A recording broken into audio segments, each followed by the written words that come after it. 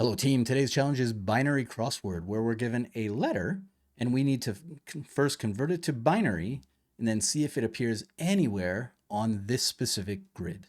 This is the grid that we're using. This is the grid that we're going to test against, okay? So two steps really when you think about it. The first is converting the letter to its binary format. And for this, it is UTF-8. We'll talk about that in a second. So when you see numbers, they don't convert to just a series of zeros for zero. They convert to the UTF-8 equivalent. Okay, very important on that.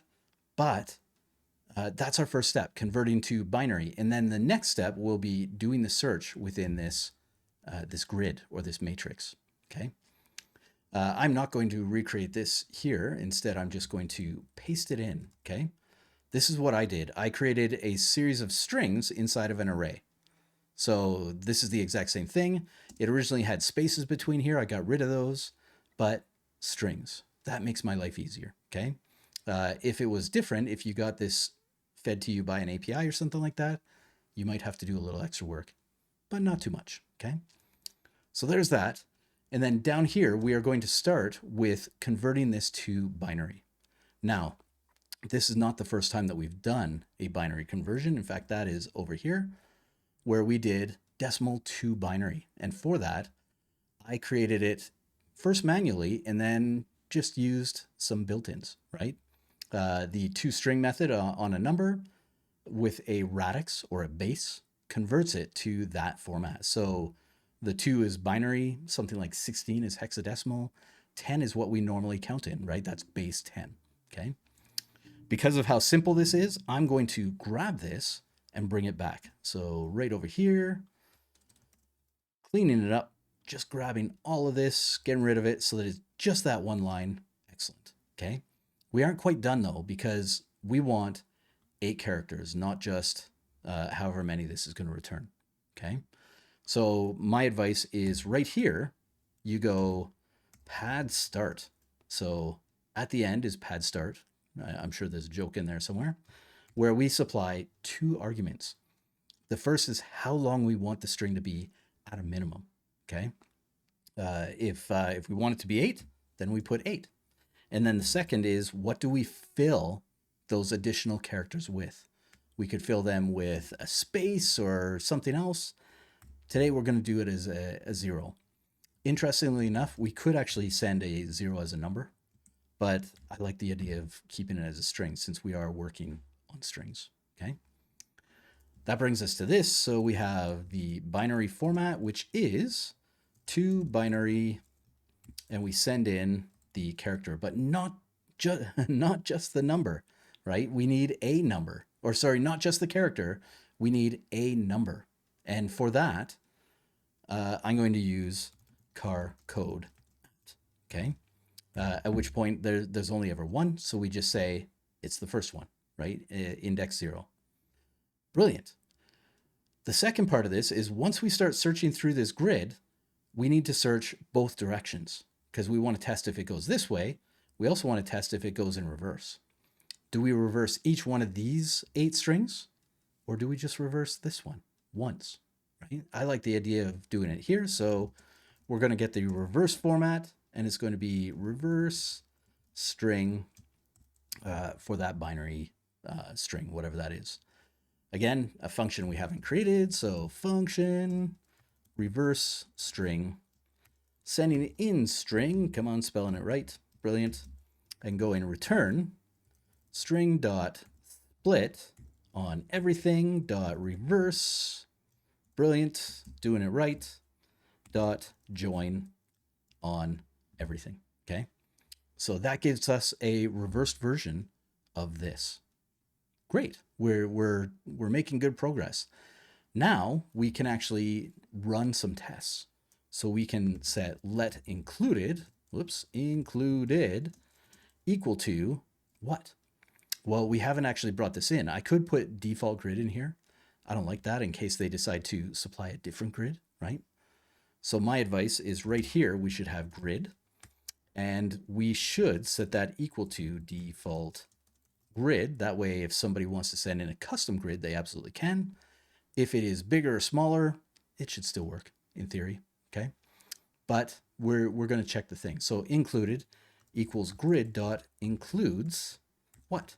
Well, the first one is binary, and we are going to do that exact same thing right here, where it is grid dot includes the reverse version, okay? And then returning included, right? And if we check it, we should see that most things are check marks, a couple are not. And that's because these are vertical, okay? So we need to figure out how to do the vertical search. Now, we could do something messy where we check each column, right, based on index or something like that, get really funky. But for this, I mean, how about if we just rotate it and then run horizontally again, right? It can be that simple. So instead of trying to figure all that out, we're going to borrow some more code. I'm not going to copy and paste this. You'll see me write this in a few seconds, but I did do a matrix rotate, right? Where we get that matrix and we are required to rotate it 90 degrees. We went through that. I even added an option to go clockwise or counterclockwise, but it operates on array elements. And we don't have array elements, we have strings. So I'm going to borrow a lot of this code.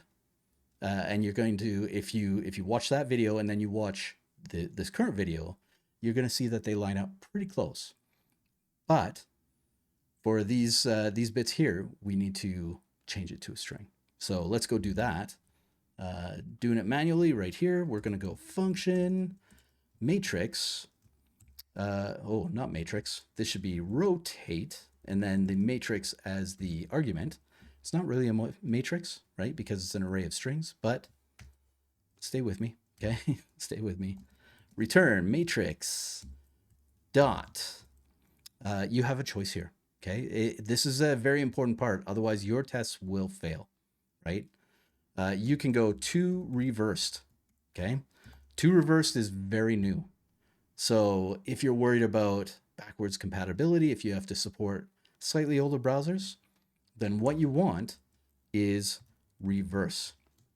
The problem with reverse is that it is doing an in-place change on matrix, and matrix is being passed back up. So right here, it actually alters our grid. So when we go to do tests, things fail fast. We don't want that. So if you're going to use reverse, then you need to create a new matrix, okay?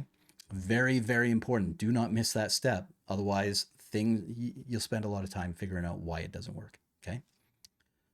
Creating a new one, doing the reverse or to reversed, right? If you did that, and then reduce, okay? The reduce takes the accumulator and the current, and we do something. Now we are going to return an array because up here we do have an array, but inside of it, each element is going to be a string, and that's very important compared to the previous version, okay? So right here, we are going to return accumulator because we always return the accumulator. And then ... current, spreading it out, right? Could we have done that here? String.split, could we have just gone ... string? Yeah, absolutely. Choices, right? Choices for everything. So this one, I'm gonna go for each. And inside of here, we get the element and the index, and we do stuff, okay? What do? Well, we send stuff to the accumulator. So accumulator based on the index, right? So this index acting on this accumulator, and we are going to do stuff here. So accumulator index, and we are going to concatenate with a plus sign the element. We're going to put them together as a string, okay? There is a small chance that that doesn't exist because this is empty. So if this doesn't exist, we are going to get a hot mess of code, okay? In order to make sure that doesn't happen, we're going to use nullish coalescing. That is the double question mark, right? So if this is null or undefined, then right here, we use an empty string. And we can always attach element to an empty string, which is brilliant. Excellent, okay? Back to our main function. Like that's all we need for this. So down here, we're gonna back this up and do an if statement, okay?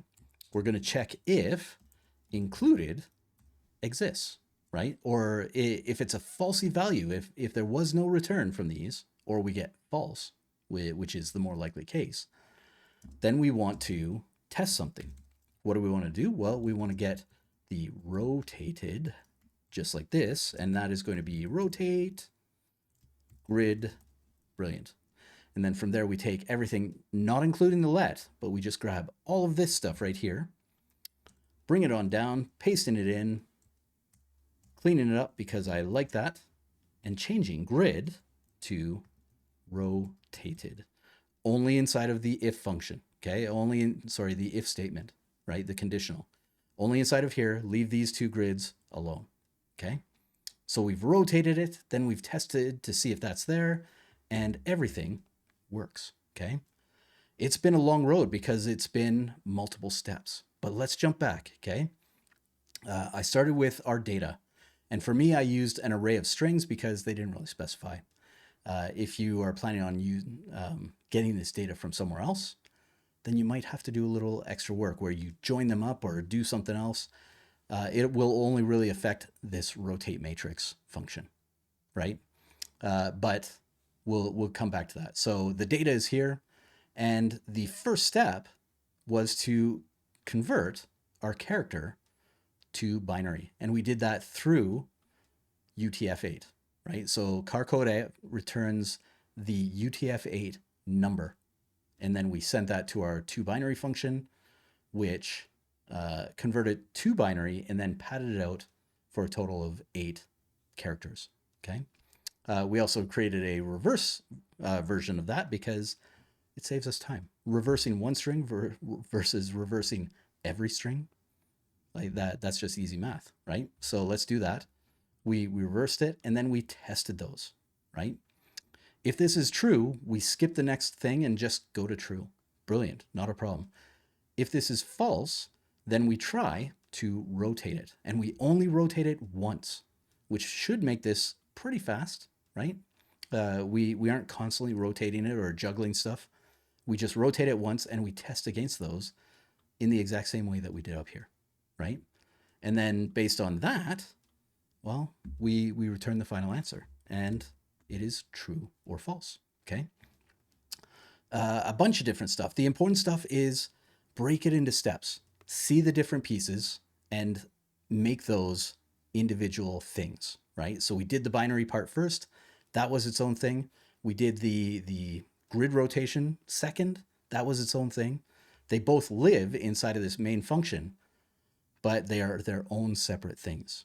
So extract them to somewhere and do them separately. That's it. Not every solution, just hopefully one good solution. Did you think so, right? Did you do it different? Did you like it? Did you hate it? Show me all of that in the comments. Otherwise, for today, this has been Binary Crossword, and I will see you tomorrow.